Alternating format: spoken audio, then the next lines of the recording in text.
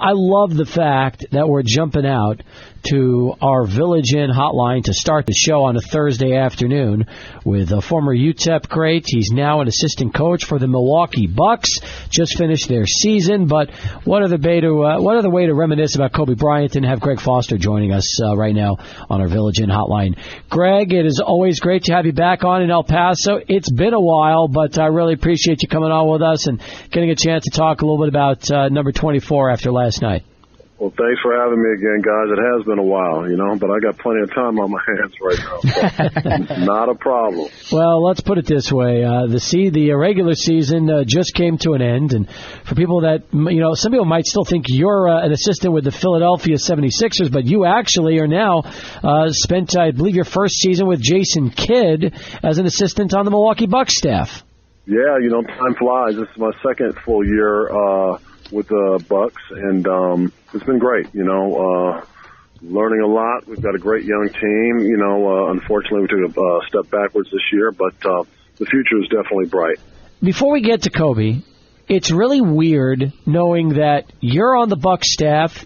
Tim Hardaway is an assistant in Detroit for Stan Van Gundy, and last night, as soon as the Laker game ended, Antonio Davis is on ESPN2 breaking things down. I mean, we're talking about three guys that all had a chance to play basketball with each other during that great period here in El Paso, and now you're all in one way or another still connected with the NBA. Yeah, I'll tell you what, we had some great teams back then, and if you're fortunate enough to play in the NBA for as long as we did, good things come from it. I think experience definitely counts in this game, and as you see the league getting younger and younger, the more experience that you have on each particular staff, the better you're going to be. And Antonio does a great job with ESPN. I watch him all the time. And Tim and the turnaround that Detroit has had is they're having a special year. So it's good to see those guys having success. Absolutely. Matter of fact, Tim's in the playoffs and has a chance with Stan Van Gundy now to try to see if he can get the Pistons into the second round. So it's good stuff for the three of you. I'm happy for all of you. But take me back. In the mid-'90s, you're playing with Utah. You're having some epic battles against the Lakers. And that was kind of the time that Kobe first broke into the game. And then after 4 seasons in Utah and 1 in Seattle, you find yourself at the start of the new millennium playing alongside those guys for one great year and being a teammate of Kobe's. Yeah, well, like you said, we had some epic battles when I was in Utah, and I'll tell you what, I wasn't a fan of any of those guys, in particular Kobe Bryant, and he wasn't a fan of mine, to be quite frank. So it was interesting when I did come to town. That's the first thing that came out of his mouth was, "I'm glad you're on my team now because I used to hate your ass when you were with Utah." So, but no, he ended up actually being pretty good friends, and he was a good teammate to me. I know a lot of guys had a problem with him. He was young and he was brash and he was confident. He didn't pass a lot. I never really had a problem with him. He gave me the ball when I was open. But I tell you what, it was a special, special team. That was a special year. We ran through the playoffs. We only lost one game, first game when we played Philadelphia in the championship series. And I tell you what, everything you see and hear about the guy is true. He's had a tremendous work ethic and is obviously an incredible talent and ambassador for the game. Greg, a lot of people talk about, you just mentioned about the teammate. How intense would he be in practice? I'm sure he's having a real hard time with the way things go today with the youth movement, and kids today are just different. From a coaching perspective, it's difficult, but with the kind of work ethic he had, I'm sure he has a hard time with how some of these younger players approach the game.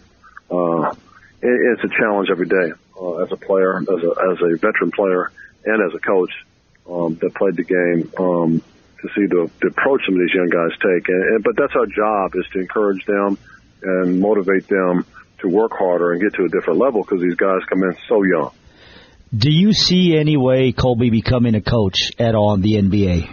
Oh, it'd be really hard for him for all the reasons we just talked about. His competitive nature is such that, sometimes you got to be able to tone that back when you're coaching and encouraging and trying to teach. At least it was a definite, challenge for me initially. And I'm not Kobe Bryant by any stretch, but I think he'd have a hard time with it. Not that he couldn't be a good coach. He probably could be a very good coach. So we'll see. He'll get bored pretty quick. A lot of hours in the day. That's true. Greg Foster with us right now as we continue here on Sports Talk. I'm looking at the season you had with the Lakers that year, and there was a game in February at Staples Center against the Kings, who were rolling in almost the identical record as you. They had a great team, too. Chris Webber was on that team. They had Vlade Divac, Doug Christie, Peja was on that team, Jason Williams. And in that game, Kobe drops 26. You end up winning it 100-94. But I think what was really ironic about that game was Shaq didn't play. You got the start alongside Kobe, Horace Grant, Rick Fox, and Ron Harper. You play 23 minutes. You get 13 points on 9 rebounds on 6 of 8 shooting. Really, for you, it was an opportunity to have a nice game filling in for Shaq. And I'm sure that that season in particular, as loaded as that Lakers team was, that Sacramento game on February in 2001 really stuck out to you. Yeah, no doubt. Minutes were sparse, to say the least. When Phil Jackson comes up to you and says, Shaquille O'Neal is going to be playing 43 minutes a game, it's only 48 minutes in the game. So, that was an eye opener for me. But when you're paid to stay ready, so I stayed ready, as ready as I could. And, that opportunity presented. And, like I said, he passed me the ball. I didn't have a problem with it. No, he had more than a few opportunities to start that season, but like you said, it was tough. Minutes were tough when a team You're was... trying to say I played bad in the other opportunities I got. No, I'm saying... Here's what I'm saying. I'm saying that game really stood out. Illuminating the one positive, though. That game stood out, man, and that was a big game. That was a tough Sacramento team, that game. Yeah. No, I do remember that game. That was a good one. I bet you do. All right. Well, Greg, nonetheless, if you had the opportunity, whether to watch the game last night or just see the highlights, the last couple of minutes were fun because you can see, obviously, that despite Kobe's really being the shell of the guy he once was, he let it all hang out last night. And, you score 15 of the last 17 for your team and essentially, make everything you throw up there at the very end. You just don't see too many games for a future Hall of Famer that can end quite like that. I'll tell you what, it was spectacular. I mean, that was a storybook ending, to say the least, and everybody's been talking about it all day. It was just a great night in the NBA as a whole, with the Warriors breaking that record for wins and becoming arguably the greatest team ever played in the NBA. I mean, an NBA season. But yeah, it was spectacular to see Kobe go out like that. The thing that really impressed me about this year is every city he's gone to, he's had to go through this, this farewell celebration, and he has just been great about being very accommodating to everybody, and he's handled it like a true pro. So that's been just as amazing to me. He came here to Milwaukee. We had a special moment. I got to introduce him to my son. He took pictures with everybody. It was incredible. So, he definitely went out the right way. Your son's 16 years old right now. Yeah. When he's around now, for that particular encounter, when you're going to get introduce him to Kobe, was your son a little nervous, or has he been pretty much through this kind of a deal before, knowing all the years you've had a chance to spend in pro ball? I don't know. Were you nervous when you talked to Kobe?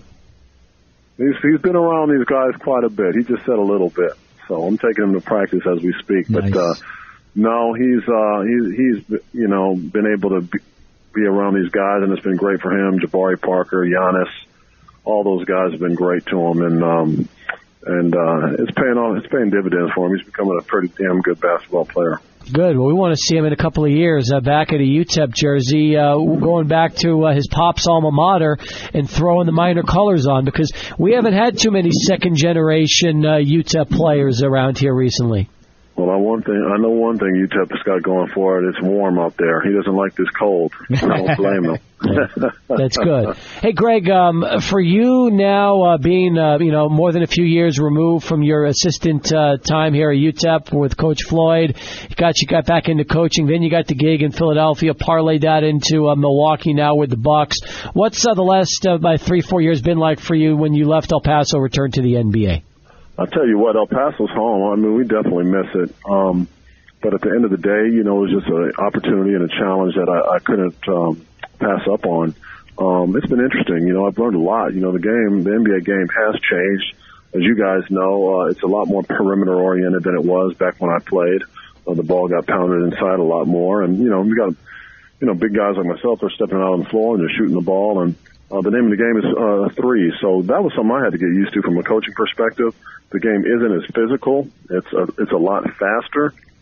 Another thing I had to get used to, there's no quote-unquote enforcers anymore. You just can't do that anymore without, heavy or steep fines. But ultimately, the experience has been great. There's a lot of great basketball minds at this level, and I've had the opportunity to pick a lot of brains and really learn this game. So it's been a wonderful experience. Do you think we'll ever see a time of dominant big men in the league the way they were during your playing days when Olajuwon, Ewing, and David Robinson and so many of those great centers, including Shaq, were really at the height of their greatness? We're going to find. That's a great question. I talk to Jason about this all the time, and he believes we will. I do too. It's really about the development of our youth. There's just not a ton of big guy coaches out there at the youth levels that develop these young bigs. So therefore, you just don't see it a lot. But I definitely believe that there is going to be some big guy that comes along and changes the face of the game. What's Jason Kidd like working for him? He's great. He's sharp. He's clairvoyant almost. He sees the game a lot differently.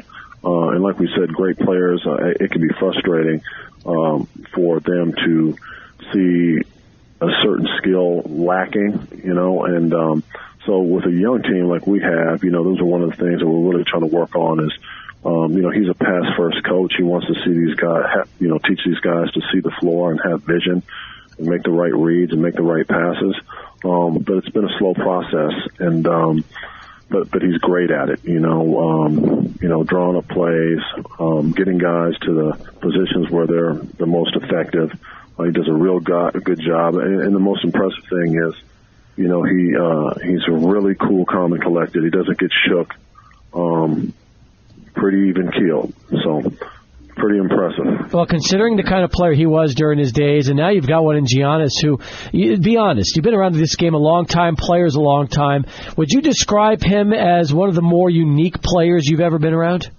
There's no doubt that he's every bit of 6'11", closing in on 7 feet. For him to be able to handle the ball the way he does, the sky's the limit for him. He needs to improve his shot. He needs to improve, defending perimeter players. But those are all things that, he will improve on because his work ethic is great. I know he is one of those guys that had opportunity when Kobe was in town to sit down with him and talk about work ethic and what he did, some of the things that Kobe did. And Giannis is a worker. He's going to be a really, really good one for a lot of years to come. Greg Foster freezing himself and joining us on our Village Inn hotline as we continue. When are you coming back to town and getting a chance to warm up in some El Paso heat? Well, if I wasn't following Junior around to all his AAU tournaments, I'd be there tomorrow. But, he's got a few events coming up here, so I'm going to be following him around a little bit and enjoying that. But as soon as I have the chance, I will be home.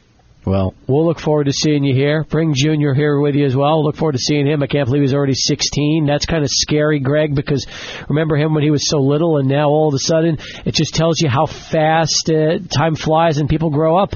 Yeah, we grow old, Steve. You're right, Greg. We sure do. So it's all right. Listen, appreciate you giving us some time today. Thanks so much, and I'll look forward to seeing you when you're back in town. Thanks for having me, guys. I really appreciate it.